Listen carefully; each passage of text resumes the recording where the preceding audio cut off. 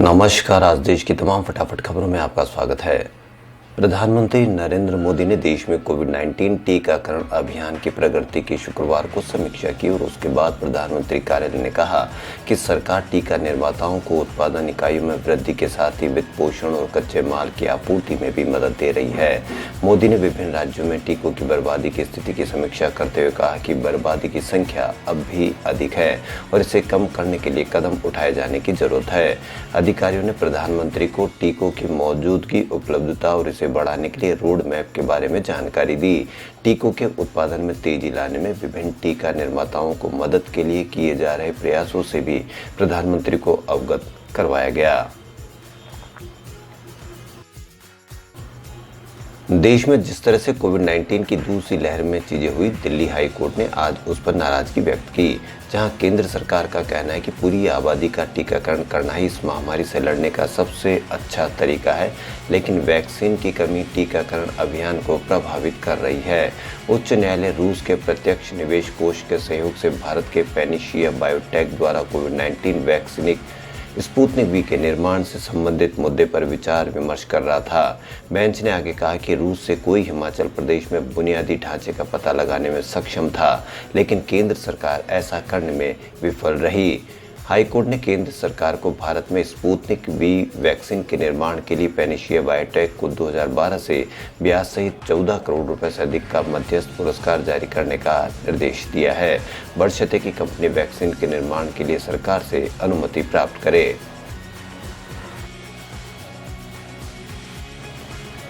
आधार पूनावाला की company serum institute of India को देश के दवा नियामक से रूसी कोविड-19 वैक्सीन स्पुतनिक वी बनाने की अनुमति मिल गई है।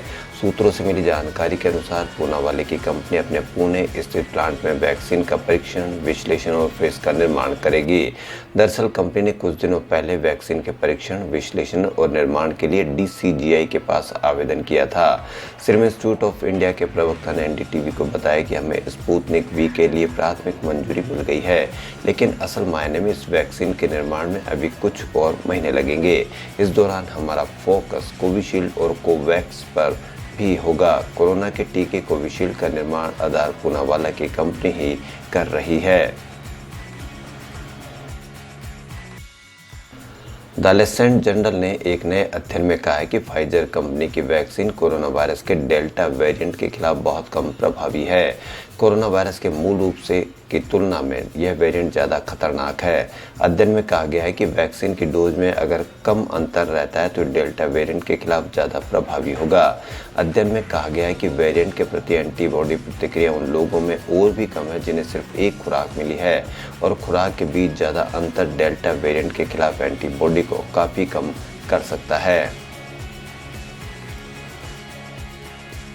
भारतीय जनता पार्टी ने बिहार के CM नीतीश कुमार के खिलाफ तीखी टिप्पणी करने वाले अपने MLC टुन्ना पांडे को निलंबित कर दिया है। टुन्ना की नीतीश के खिलाफ दिए गए बयान से बिहार में गठबंधन के दोनों सहयोगियों BJP और जनता दल यूनाइटेड के बीच रिश्तों में खटास आ रही थी। बिहार राज्य BJP अध्यक्ष संजय जायसवाल ने पांडे के निलंबन का आदेश जारी किया, जिसकी प्रति मीडिया को जारी की गई है। इससे एक दिन पहले अनुशासनात्मक समिति के प्रमुख विनय सिंह ने विधान परिषद के सदस्य टुन्ना को कारण बताओ नोटिस जारी किया था।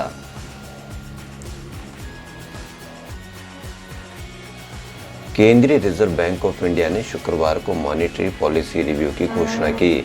गवर्नर शशिकांत दास ने इस दौरान कई अहम बदलावों और नए फैसलों की जानकारी भी दी। इसके साथ ही देश के बल्क पेमेंट सिस्टम में एक नए बदलाव की जानकारी दी गई है। अब जल्दी एक साथ कई अकाउंट्स में पैसे क्रेडिट करने की सुविधा 24/7 उपलब्ध हो जाएगी। नेशनल ऑटोमेटेड क्लियरेंस हाउस की सुविधा 1 अगस्त से हर रोज 24 घंटे काम करेगी। इससे बल्क पेमेंट करने वालों को पैसे अटकने या छुट्टियों के गुजरने का इंतजार नहीं करना पड़ेगा। कोरोना की दूसरी लहर को रोकने के लिए लगाए गए लॉकडाउन की वजह से अर्थव्यवस्था प्रभावित हुई है और इसकी वजह से GDP की ग्रोथ फोरकास्ट RBI ने 10% 5% से घटाकर 9.5% कर दिया है। RBI ने आगाह किया है कि अर्थव्यवस्था के हालात को सुधारने के लिए टीकाकरण की प्रक्रिया को तेज करना बेहद जरूरी है। कोरोना की दूसरी लहर और देश के बड़े हिस्से में लगे लॉकडाउन की वजह से भारतीय अर्थव्यवस्था कमजोर पड़ती जा रही है। आरबीआई गवर्नर शक्तिकांत दास ने शुक्रवार को कहा कि मौजूदा वित्तीय साल में जीडीपी की ग्रोथ रेट 9.5% रहेगी, जबकि अप्रैल 7 को आरबीआई गवर्नर ने जीडीपी ग्रोथ रेट 10.5% रहने का फोरकास्ट किया था। यानी कोरोना की दूसरी लहर की वजह से अर्थव्यवस्था की रफ्तार 1% घटने का अंदेशा है। रक्षा मंत्री राजनाथ सिंह की अध्यक्षता वाली रक्षा अधिग्रहण परिषद ने 6 पारंपरिक पनडुब्बियों के निर्माण के लिए 43,000 करोड़ रुपए की मेक इन इंडिया परियोजना को मंजूरी दे दी। सरकार ने आज एक बयान जारी कर इसकी जानकारी दी है। सरकार के अनुसार रक्षा अधिग्रहण परिषद ने रणनीतिक साझेदारी मोड के तहत परियोजनाओं के लिए प्रस्ताव के अनुरोध को मंजूरी दे दी है। इस मॉडल के तहत इस तरह की पहली सैन्य हार्डवेयर अधिग्रहण परियोजना है। चीन की तेजी से बढ़ती नौसैन्य क्षमताओं के मद्देनजर भारत की क्षमताएं बढ़ाने के उद्देश्य से यह महत्वपूर्ण निर्णय लिया गया है।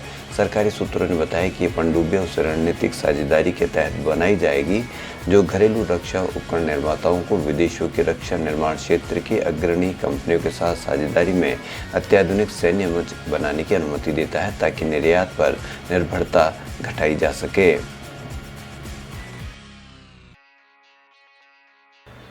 देश में 2 से 18 साल के बच्चों पर कोवैक्सीन के ट्रायल जारी है। इसी बीच बच्चों के लिए एक और वैक्सीन जल्द मिलने की उम्मीद बढ़ गई है। AIIMS director doctor Randeep Guleria ने कहा कि अमेरिकी कंपनी फाइजर की वैक्सीन भी बच्चों के लिए लगाई जा सकेगी। गुलेरिया ने CNN न्यूज़ 18 को दिए एक इंटरव्यू में कहा कि ये पहला मौका नहीं है जब भारत ने किसी वैक्सीन को बिना ट्रायल के ग्रीन सिग्नल दिया हो। केंद्र ने पहले भी ऐसी वैक्सीन को मंजूरी दी है जिन्हें अमेरिका, ब्रिटेन, यूरोप, WHO द्वारा इमरजेंसी यूज की मंजूरी दी जा चुकी है। ऐसे में हमें लगता है कि जल्दी भारत में वयस्कों और बच्चों के लिए एक और वैक्सीन मौजूद होगी। फाइजर का टीका जल्द भारत आने वाला है। All India institute of medical science AIIMS Delhi ने कोरोना के बीच एक स्टडी की जिसमें एक अच्छी खबर सामने आई है।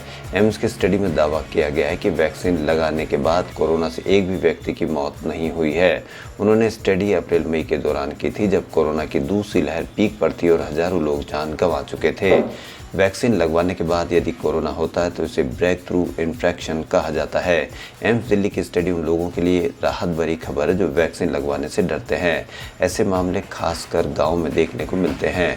शहर में भी कई लोग हैं जो वैक्सीन लगवाने से डर रहे हैं। स्टडी के बाद उन्हें समझना चाहिए कि कोरोना से बचने का वैक्सीन ही एकमात्र उपाय है।